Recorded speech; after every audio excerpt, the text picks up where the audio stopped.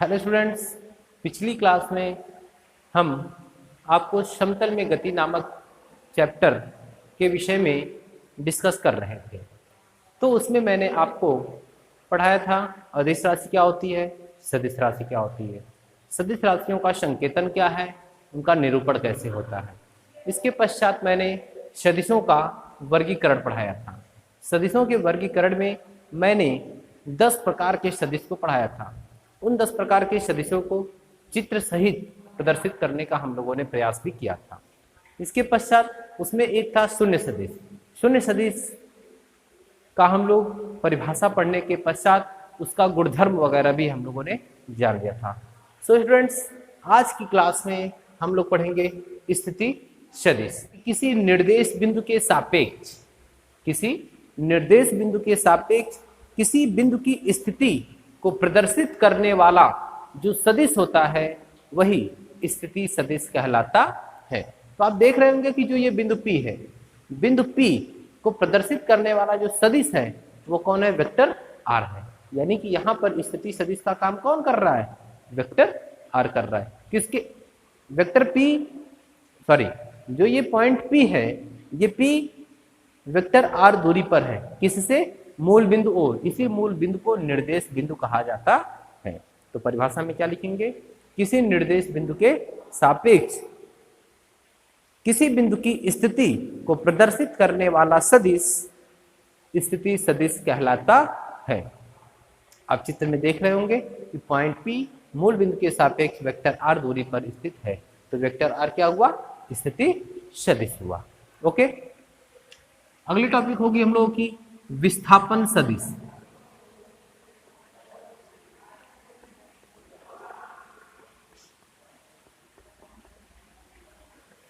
विस्थापन सदिश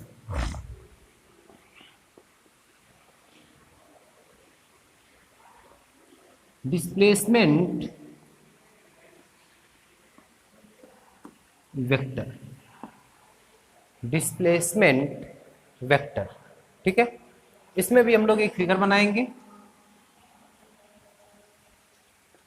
ये हो गया एक्स एक्सिस, ये हो गया वाई, और ये हो गया निर्देश बिंदु या आप मूल बिंदु कह लीजिए। मान लेता हूं कि एक वेक्टर ये है,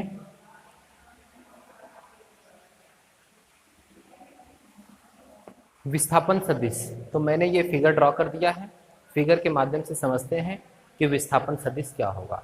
कहा जाता है कि यदि गति करते समय कोई पिंड है जो गति कर रहा है, तो यदि गति करते समय किसी कण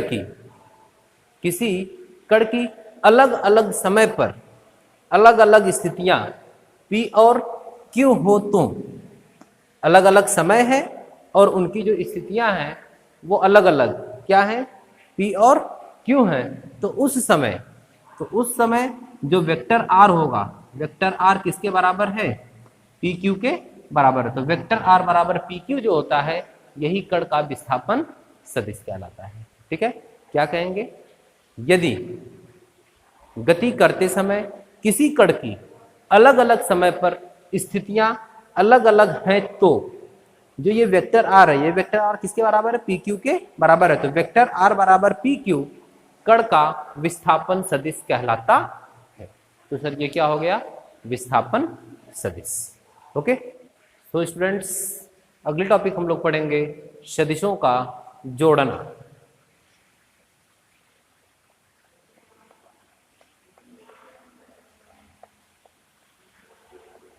सदिशों का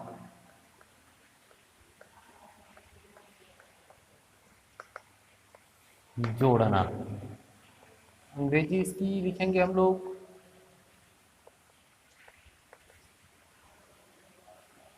एडिशन ऑफ वेक्टर्स। जो सदिशों का जोड़ना होता है, इसके मूलतः दो नियम होते हैं। सदिश योग का त्रिभुज नियम और सदिश योग का समांतर चतुर्भुज नियम। ये दो नियम हो गए। लेकिन ये जो प्रत्येक नियम होते हैं, इनको भी दो विधियों में पढ़ा जाता है। नंबर 1 ज्यामितीय विधि और नंबर 2 गणितीय विधि।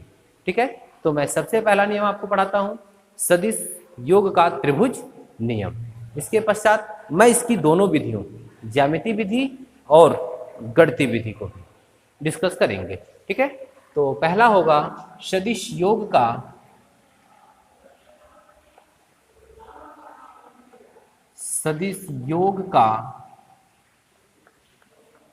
त्रिभुज नियम। सदिश योग का त्रिभुज नियम।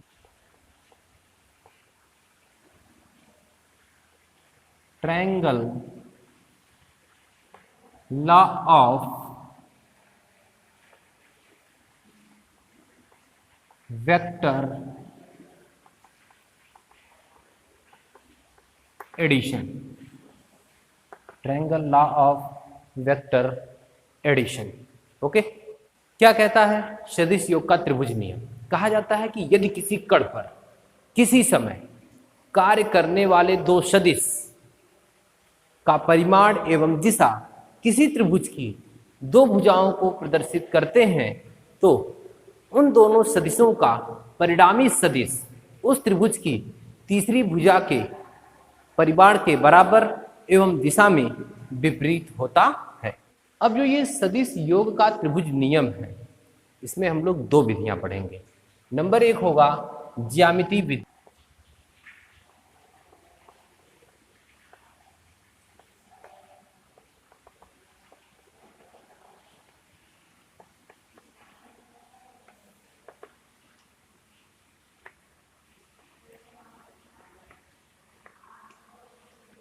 जियोमेट्रिकल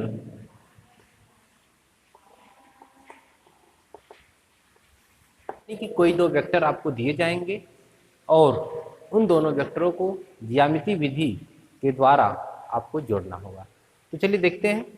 मान लेता हूं कि एक वेक्टर आपको ए मिला है, ठीक है, ये वेक्टर ए है और दूसरा वेक्टर बी है, ठीक है। अब इन दोनों वेक्टरों को हमें जोड़ना है, किस विधि द्वारा? ज्यामिति विधि द्वारा। तो आप करेंगे क्या कि सबसे पहले आप पता कर लेंगे कि वेक्टर ए और वेक्टर बी के बीच कोण कितने का बन रहा है। तो मान लेता हूं कि वेक्टर ए और वेक्टर बी के बीच जो बनने वाला कोण है वह थीटा है, ठीक। इस स्थिति में करेंगे क्या कि सबसे पहले हम करेंगे क्या कि वेक्टर ए के बराबर कोई एक वेक्टर खींच लेंगे और वो वेक्टर ए के समांतर होगा। वेक्टर ए जिस दिशा में है उसी दिशा में वेक्टर ए के समांतर एक कोई दूसरा वेक्टर खींच लेंगे। तो मैं मान लेता हूं कि ये वेक्टर पी क्यू मैंने खींच लिया, जो किसके बराबर है? वेक्टर ए के बराबर है। अब वेक्टर ए के वाड़ाग्र से या पी क्यू वेक्टर के वाड़ाग्र से थीटा कोण पर, कितने कोण पर? थीटा कोण पर वेक्टर बी के बराबर या वेक्टर बी के समांतर एक दूसरा वेक्टर खींच लेते हैं। इसके वाड़ाग्र से ही खींचेंगे। ये देखिए, जितना बड़ा वेक्टर बी होगा उतना बड़ा ही वेक्टर, मान लेता हूं कि ये जो वेक्टर है ये वेक्टर क्यू आर हो गया, इसको मैंने मान लिया वेक्टर बी। तो वेक्टर ए के समांतर वेक्टर ए खींच लिया, वेक्टर ए के वाड़ाग्र से वेक्टर बी की दी गई दिशा में ही वेक्टर ए के साथ बनाए गए थीटा कोण पर ही एक दूसरा वेक्टर बी खींच लिया। अब किया क्या मैंने कि वेक्टर ए के पश्च भाग से, वेक्टर ए के पश्च भाग से वेक्टर बी के अग्रभाग को जोड़ दिया, ठीक है। अब मान लेता हूं कि ये कौन सा वेक्टर है? ये वेक्टर आर है। अब यही जो वेक्टर आर होगा यह vector A plus vector B के योग के बराबर होगा, ठीक है। तो आप इसको पुनः अपनी भाषा में समझिए कि करेंगे क्या कि सबसे पहले मान लेता हूं कि माना दो वेक्टर ए और बी है जिसे ज्यामिति विधि की सहायता से जोड़ना है। तो आप करेंगे क्या कि सबसे पहले तो आप देख लेंगे कि वेक्टर ए और वेक्टर बी के बीच क्या कोण है।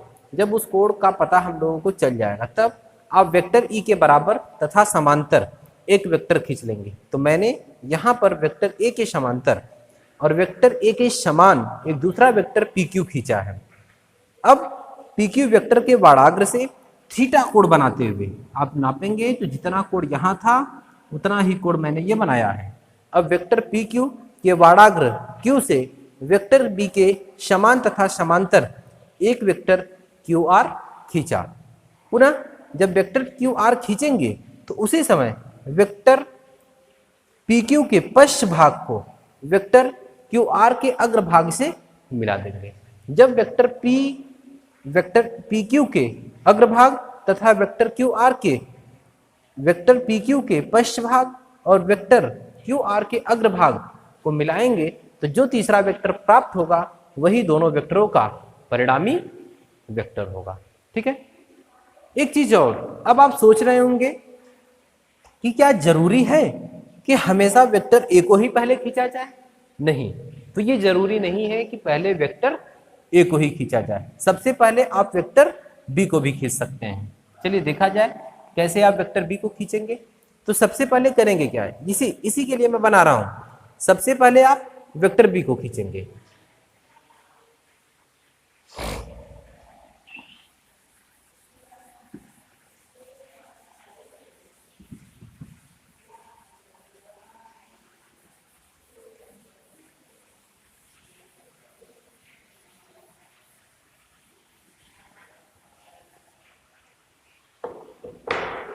ठीक है, तो आप करेंगे क्या कि इसके लिए वेक्टर बी ही की दिशा में, जो ये वेक्टर बी है इसी की दिशा में और इसी के समांतर आप एक दूसरा वेक्टर खींच लेंगे।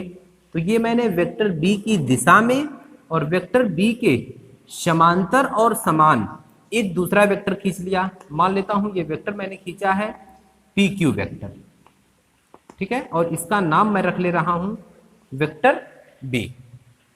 ठीक है, इसके पश्चात अब आप करेंगे क्या कि वेक्टर ए की दिशा में वेक्टर बी के वाड़ाग्र से, तो वेक्टर ए की दिशा में वेक्टर बी के वाड़ाग्र से एक वेक्टर और खींचते हैं, जो क्या होगा वेक्टर ए के समांतर होगा और वेक्टर ए के समान होगा। ये मैंने खींच दिया। ये क्या है, ये वेक्टर ए है। अगर मैं इसका नाम कुछ रखना चाहूं, ये पी क्यू है तो इसी के साथ ये क्यू आर हो जाएगा। इसके लिए हम करेंगे क्या कि अब जो वेक्टर बी का पश्च भाग था, वेक्टर बी का पश्च भाग को वेक्टर क्यू आर के अग्रभाग से जोड़ देंगे। ठीक, ये अब ये जो वेक्टर आर मिलेगा यही क्या कहलाएगा, vector B plus vector A का योग कहलाएगा।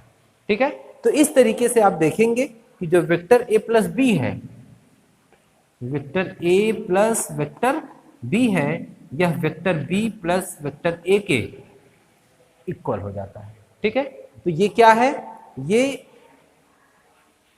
सदिश योग के त्रिभुज नियम में ज्यामिति विधि है।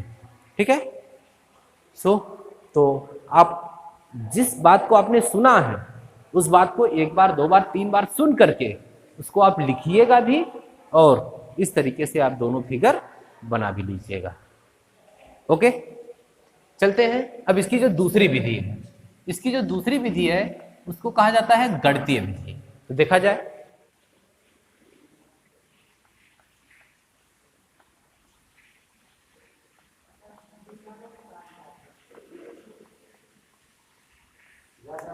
जिसे हम लोग मैथमेटिकल मेथड कहते हैं।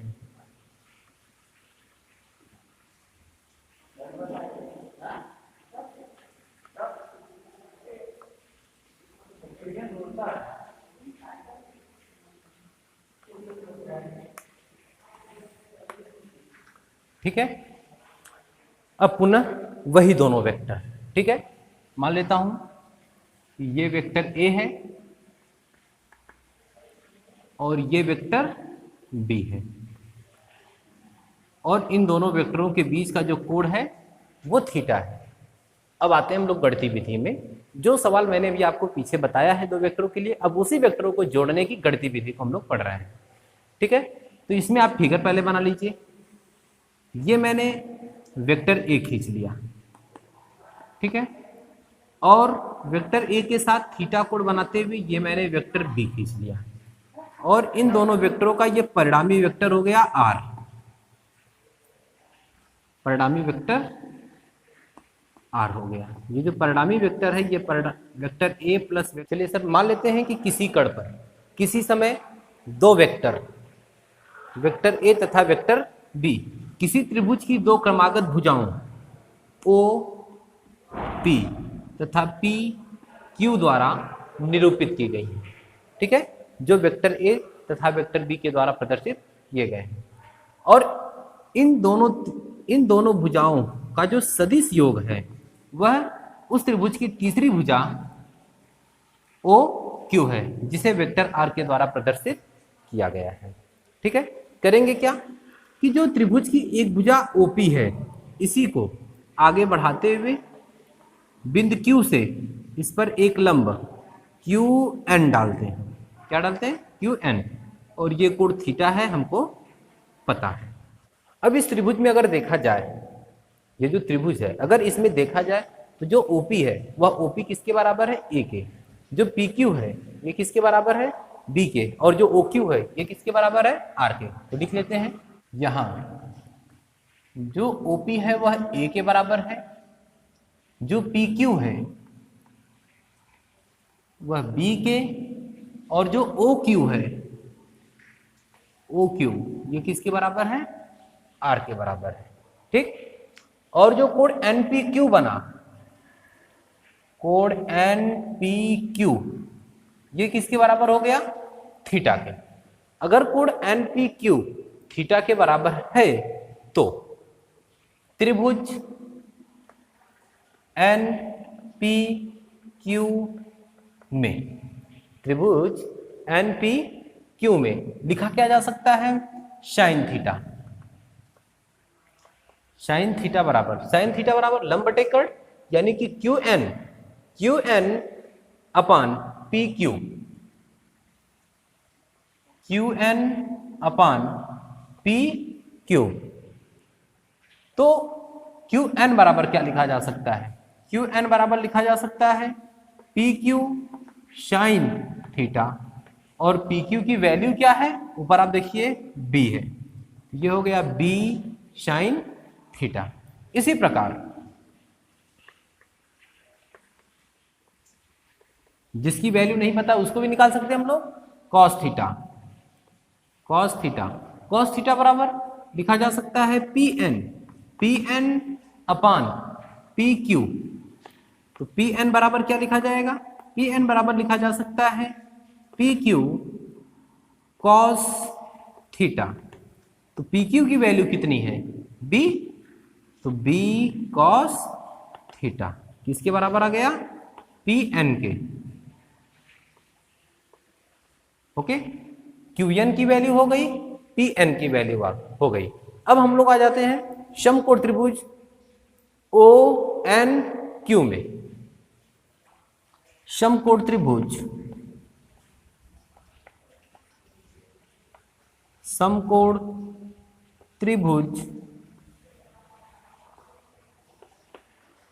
ओ एन क्यू में क्या लिखा जा सकता है? ओ क्यू का स्क्वायर। अरे भाई पाइथागोरस की प्रमेय लगाएंगे। समकोण त्रिभुज है, कर्ण का जो स्क्वायर होगा आधार के स्क्वायर प्लस लंब के स्क्वायर के योग के बराबर होगा, यानी कि ओ क्यू का जो स्क्वायर होगा यह ओ एन के स्क्वायर प्लस क्यू एन के स्क्वायर के योग के इक्वल होगा। ओ क्यू की जरा वैल्यू देखी जाए, ओ क्यू का जो मान है वह आर है, यानी कि आर का स्क्वायर। ओ एन जरा फिगर में देखिएगा, ओ एन को लिखा क्या जा सकता है? OP plus P N. तो ओपी प्लस पी एन का स्क्वायर और ये प्लस क्यू एन का स्क्वायर। ओके, अब आ जाइए, ये आर का स्क्वायर है, ये आर स्क्वायर इक्वल टू, इसको ए प्लस बी के होल स्क्वायर से हम लोग ओपन करते हैं, तो ये हो जाएगा ओपी का स्क्वायर प्लस पी एन का स्क्वायर प्लस 2ab, तो 2ab का मतलब 2op, 2op और Pn, इसके पश्चात प्लस Qn। जरा देखिए Qn की वैल्यू क्या है, जाने दीजिए, वैल्यू सबकी एक साथ रखेंगे, प्लस Qn का स्क्वायर आ जाते हैं, ये R square equal to OP की वैल्यू कितनी है ए, ये हो गया ए का स्क्वायर प्लस Pn, यहां देखिए Pn की वैल्यू बी कॉस थीटा का स्क्वायर प्लस 2op, ओपी की वैल्यू ए, तो 2a, ओपी की वैल्यू Pn की वैल्यू है बी कॉस थीटा, तो 2ab cos theta plus Qn का स्क्वायर, जरा देखिए Qn का स्क्वायर यानी कि बी साइन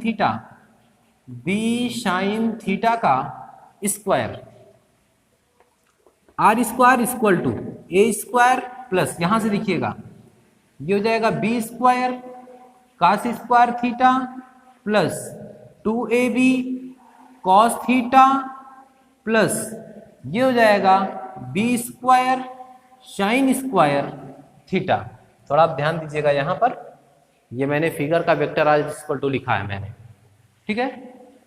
तो ये हो जाएगा r square equal to a square plus ये भी बी स्क्वायर, ये भी बी स्क्वायर, दोनों को एक साथ रखते हैं, b square cos square theta plus b square sine square theta plus 2ab cos theta, r square equal to a square plus b square, इन दोनों में से कॉमन कर लेते हैं। जब हम बी स्क्वायर को कॉमन करेंगे तो बचेगा क्या, cos square theta plus sine square theta, और ये बच गया आपका प्लस 2ab कॉस थीटा, और इसकी वैल्यू गणित में हम लोग पढ़ते हैं त्रिकोणमिति में 1 होती है, यानी कि आर स्क्वायर बराबर लिखा जा सकता है ए स्क्वायर प्लस बी स्क्वायर, इसकी वैल्यू 1 हो गई तो बी स्क्वायर के साथ 1 का मल्टीप्लाई होगा तो बी स्क्वायर, और ये बच गया प्लस 2ab कॉस थीटा। आप यहां छोड़ दीजिए तो भी ठीक है, लेकिन हमको आर स्क्वायर की वैल्यू तो ज्ञात नहीं करनी है, ज्ञात हमको आर की करनी है, तो आर बराबर ये सब मामला अंडर रूट में हो जाता है, तो a square plus b square plus 2ab cos theta, ठीक है। अंततः गणितीय विधि में हमको एक यही सूत्र मिल जाता है जिसकी सहायता से हम लोग दो सदिशों का योग गणितीय विधि से ज्ञात कर लेते हैं। अब देखिए जरा, ये जो परिणामी वेक्टर आर है, अगर ये वेक्टर ए के साथ फाई कोण बनाए तो क्या लिखा जा सकता है, तो लिखा जाएगा कि यदि परिणामी सदिश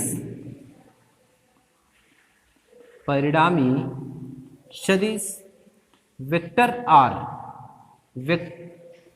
आर सदिश वेक्टर ए की दिशा से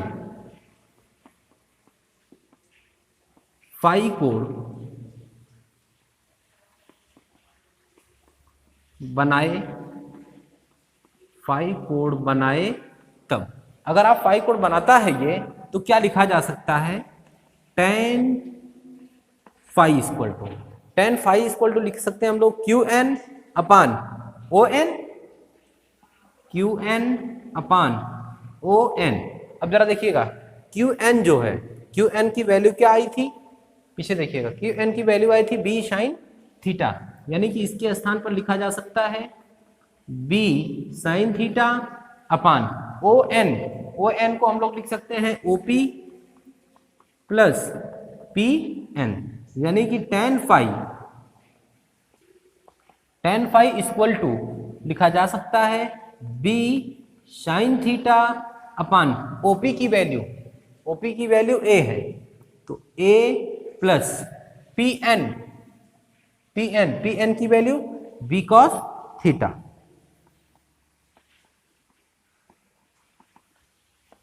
तो ये एक रिजल्ट हम लोगों को और मिल जाता है, tan phi equal to b sine theta upon a plus b cos theta.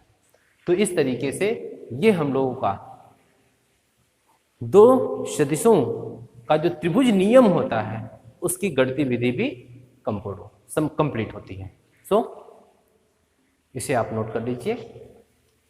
So students, आज की क्लास में इतना ही, बाकी सारी चीज़ें हम लोग अगली क्लास में पढ़ेंगे। इसके लिए आपको बहुत बहुत धन्यवाद। Thank you.